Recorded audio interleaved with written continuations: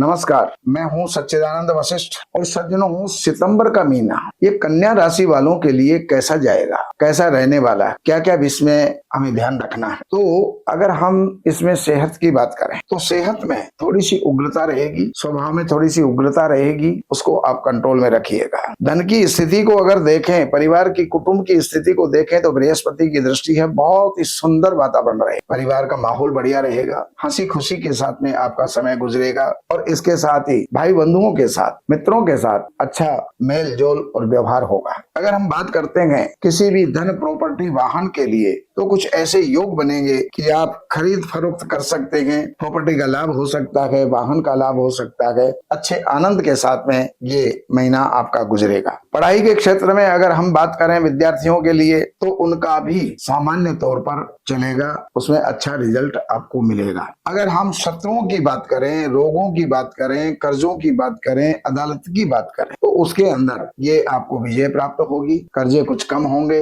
रोग कुछ कम होंगे, लेकिन आकस्मिक दुर्घटना हो सकती है, उसका ख्याल रखें। व्यापार आपका है, दाम्पत्य जीवन अगर उसकी हम बात करें तो मिला जुला व्यवहार आपका होगा, मिला जुला उसमें जो है सुख आपको प्राप्त होगा। लेकिन अगर आयु की बात करें तो बहुत बढ़िया है, आयु में कोई खतरा नहीं है। भाग्य आपका सुचारू रूप से चलता रहेगा, भाग्य में वृद्धि होगी, दूर की यात्रा करेंगे। और अगर हम कर्म की बात करें तो कर्म के अंदर वृद्धि होगी, कारोबार कोई नया हो सकता है या जो चल रहा है उसमें तरक्की हो सकती है। आप नौकरी पेशा हैं तो प्रमोशन हो सकता है, यानी कुल मिलाकर के और आपके कारोबार की स्थिति बढ़िया रहेगी। आय का क्षेत्र सुखद है, लेकिन खर्चों के अंदर 12वें स्थान में आपके केतु विद्यमान है, उसका ख्याल आपको रखना होगा। कभी आकस्मिक रूप से कोई भी चीटिंग, धोखा ये आपके साथ हो सकता है, तो उसका आपको ख्याल रखना होगा। तो ये तो जानकारियां मैंने आपको दी। अब मैं दैनिक राशिफल आपको दे रहा हूं जो 1 सितंबर है,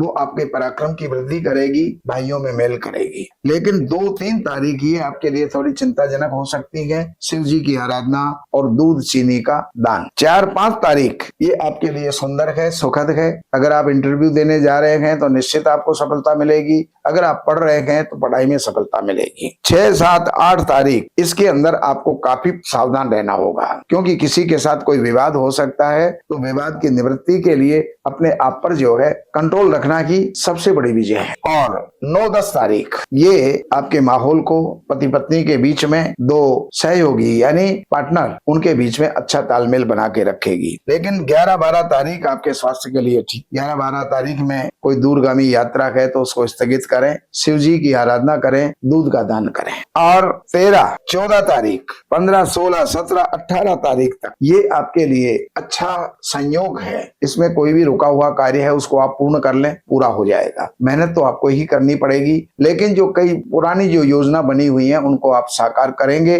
और वो हो जाएगी। 19-20-21 तारीख इसके अंदर आपको विशेष ध्यान देना होगा। किसी प्रकार का कोई इन्वेस्टमेंट ना करें, देन लेन ना करें। खर्चे आपके अनायास आपके पास में आएंगे और कुछ नुकसान भी इस समय पर हो सकता है। लेकिन 22-23, 24-25, 22-23, 24-25 और 26 तारीख ये आपके लिए बहुत सुंदर।